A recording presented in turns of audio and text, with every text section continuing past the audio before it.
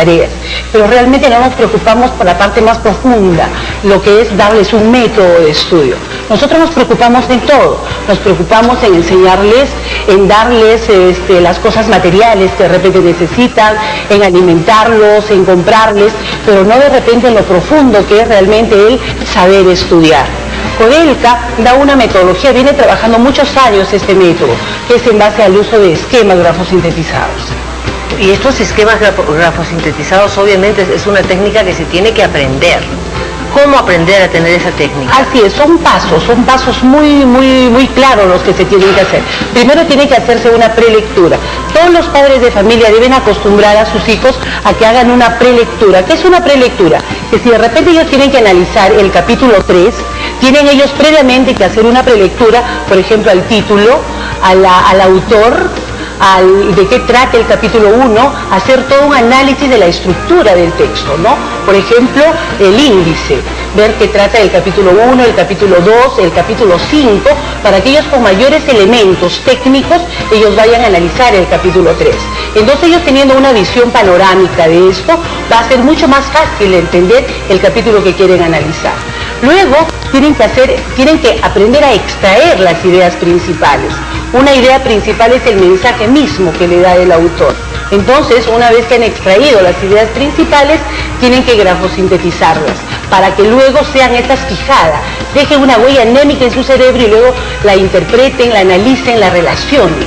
¿Grafosintetizar significa hacer cuadros sinópticos, por ejemplo? No, grafosíntesis básicamente es hacer una imagen mental, una señal, una gráfica, una palabra clave que resuma esa idea. Lo que tradicionalmente el estudiante hace, simplemente lo repite, lo lee, se lo hace leer. De paporreta. Nada más, ¿no? De una manera mecánica. En cambio, cuando él grafosintetiza y hace toda una representación mental, hace un mapa mental, el cual lo va a objetivizar en una grafosíntesis. Y cuando éste lo va a mirar, ahí es donde se está dando el momento del aprendizaje. Y si luego va a ser una tercera etapa que se llama la repetición activa, una repetición activa consta de la reproducción de todo el texto, de todo el concepto, pero solamente mirando las claves de la grafosíntesis. Y si después de eso le hace una cuarta etapa, que es la fijación, la grabación de eso en base a métodos. Hay métodos de memoria, el método de la cadena, el método del enganche, que le permiten hacer toda una fijación de las claves o los grafos de todas las ideas principales del tema. Y finalmente viene una quinta etapa que se llama el repaso. El repaso es la reconstrucción de todo el tema, pero antes que pasen 8 horas, para no caer en la curva del olvido. Generalmente un padre de familia exige a que su hijo estudie, pero solamente unas horas antes del examen. Y eso no debe ser así. Nosotros tenemos que enseñarles a que ellos asuman una metodología, por ejemplo, de estudiar de a pocos, diario, todos los días, 1 hora, para que técnica hecha en la mañana o clase hecha en la mañana, en la tarde debe ser fijada en la casa con un esquema justamente, ¿no? Para que de esta forma no caiga en la curva del olvido.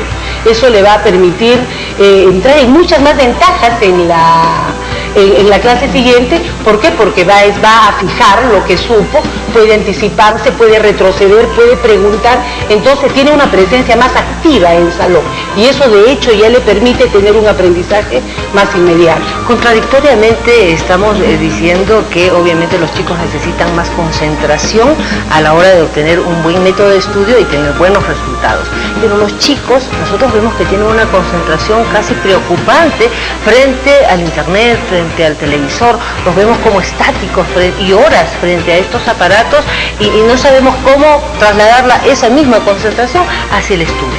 Eso es que, ¿qué pasa? Por concepto nosotros entendemos que la concentración es un acto voluntario. Es un acto voluntario de dirigir los sentidos físicos y los sentidos intelectuales a un estímulo.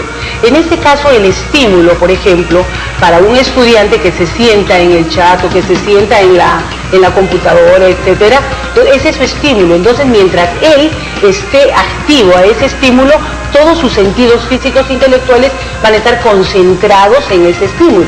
Entonces lo que nosotros tenemos que buscar es de que nuestros hijos, todos los estudiantes, se estimulen frente al estudio, que para ellos el libro sea un estímulo, ellos tengan hambre de la información. Porque generalmente ellos simplemente estudian por obligación, estudian por presión, por sacar una buena nota, simplemente por el examen, pero no lo hacen porque quieren conocer el tema, ¿no? Entonces lo que nosotros tenemos que buscar es de que ellos se estimulen hacia un libro, por ejemplo, hacia un tema.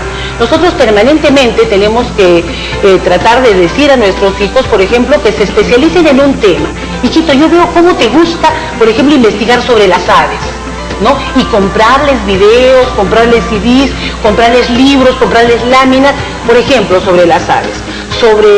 Por ejemplo, sobre cualquier tema, el cuerpo, ¿no?, humano, en fin, infinidad de temas que nosotros tenemos en todo el conocimiento humano para poder diversificar esa motivación que necesita el estudiante. Esta motivación, si nosotros tenemos un hijo adolescente, por ejemplo, ¿se puede dar en esta etapa si hemos perdido la primera etapa donde se debería haber iniciado? Mira, no necesariamente esto tiene que ser desde niños, y si no se educa de niño, porque alguien, por ejemplo, hace un rato me decía, de mí mi primer regalo no fue una pelota, fue un libro. Qué bien, felicitaciones para el papá, pero a veces los papás somos un poco débiles y decimos, no papá, ¿qué es lo que quieres? Una pelota. Entonces nosotros muy débiles les compramos la pelota, ¿no?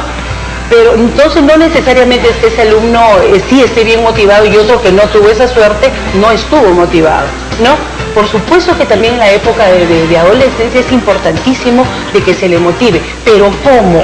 Reforzando su autoestima, su ego. En este momento, cuando son adolescentes, a ellos les gusta mucho sobresalir y están a veces predispuestos a que no se logre.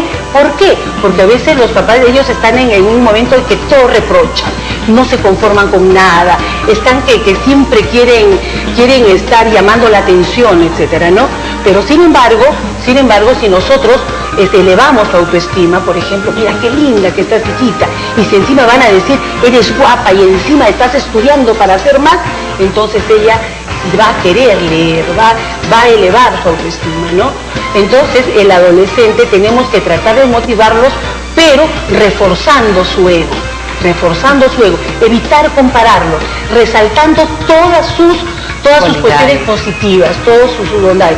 Y a veces nosotros no, al contrario, cuando están sí, lo que te gusta es salir, lo que te gusta a ti es dormir, lo que te gusta es eres una desordenada, entonces estamos muy por el contrario fortaleciendo una actitud de reproche, una actitud de repente inercial, de pasividad o simplemente de conformismo, ¿no?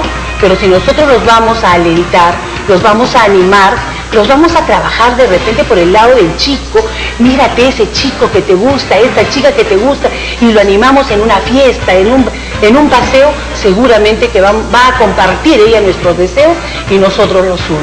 Bueno, eso quiere decir que no hay entonces época en la vida escolar, estudiantil, en la que se pueda adoptar un método de estudio para poder ser sobresaliente en los estudios. Claro, definitivamente no.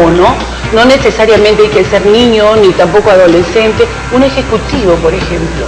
Nosotros tradicionalmente a veces tenemos métodos muy autodidactas. Como el otro día conversábamos con ellos, yo tengo mi propia forma de organización, hago mis esquemas en casa, en la cocina, en la oficina, en todo lado yo me organizo de una manera autodidacta nada más, ¿no?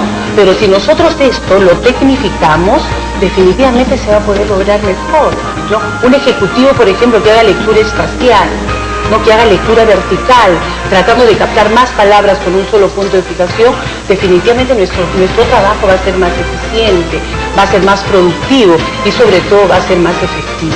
Alguna vez cuando conversábamos, Yanecita, resaltabas que estos métodos de estudios tienen que partir de una disciplina y nuestros hijos tienen que tener obligaciones en la casa que quizás deben partir de las cosas más íntimas, como por ejemplo tender la cama. Así es, definitivamente si nosotros vamos a ellos, tenemos que acostumbrarlos a que no sean ellos simplemente consumistas, a que no solamente se acostumbran a pedir, a simplemente estar diciendo mamá quiero.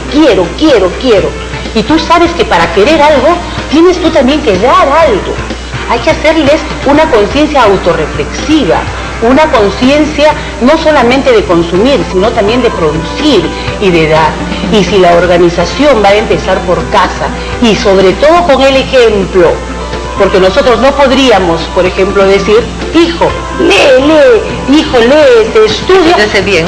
No, cuando nosotros de repente estamos haciendo otra actividad que no necesariamente es intelectual, solamente es con el ejemplo, nada más.